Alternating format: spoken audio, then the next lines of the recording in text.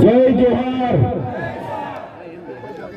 આજના આથા ડુંગરી ખાતેના કાર્યક્રમમાં અહીં મંચસ્થ ઉપસ્થિત છોટાઉદેપુર જિલ્લા આમ આદમી પાર્ટીના પ્રમુખ એવા રાધિકાબેન રાઠવા, છોટાઉદેપુર જિલ્લા ઉપપ્રમુખ એવા વિનુભાઈ સરપંચ, સાથે સાથે નસવાડી તાલુકા પ્રમુખ ઈશ્વરભાઈ, કવાંટ તાલુકા પ્રમુખ શ્રી, સાથે છોટાઉદેપુર, જેતપુર અને કદવાલ તમામ તાલુકાના આમ આદમી પાર્ટીના પ્રમુખશ્રીઓ, મહામંત્રીશ્રીઓ, તમામ પદાધિકારીઓ અને આજે જેમણે 5000ની જનમેદની સાથે અમારા સમર્થનમાં આમ આદમી પાર્ટીમાં જોડાયા છે એવા આથા ડુંગરી સરપંચ શ્રી એવા રતનસિંહભાઈ માટે આપણે જોરદાર તાળીઓ પાડી લઈએ।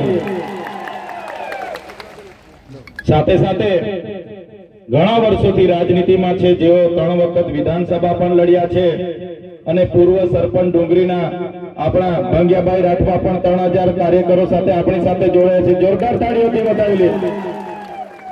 સાથે આજુબાજુ ગામના વીજળીના સરપંચ છે, સાથે આજુબાજુ ગામના સરપંચો, તાલુકા પંચાયતના પૂર્વ સભ્યશ્રીઓ, હાલના ગ્રામ પંચાયતના સભ્ય અને ભાજપમાંથી કિસાન મોરચાના પ્રમુખ એવા સંજયભાઈ અને તમામ કોંગ્રેસમાંથી પણ મોટી ભાગના આગેવાનો અમારી લડત સાથે જોડાઈને અમને સમર્થન આપ્યું છે, અમારા પાર્ટી પરિવારમાં જોડાયા છે એવા બધા જ લોકો અહીં ઉપસ્થિત છે। ત્યારે આ વિસ્તારના વડીલો, યુવાનો, માતા બહેનો અને તમામ સાધુ સંતો, મહંતો બધા જ લોકોને મારા નમન કરું છું, પ્રણામ કરું છું અને બધાને અભિવાદન કરું છું।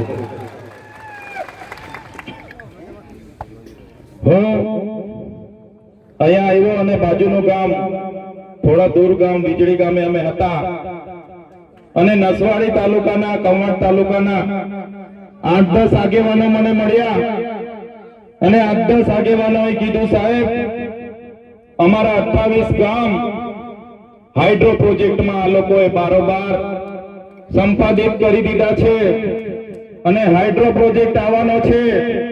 અમારા 28 ગામના લોકોને અહીંથી વિસ્થાપિત કરવા માટે સરકારે મન બનાવી લીધું છે।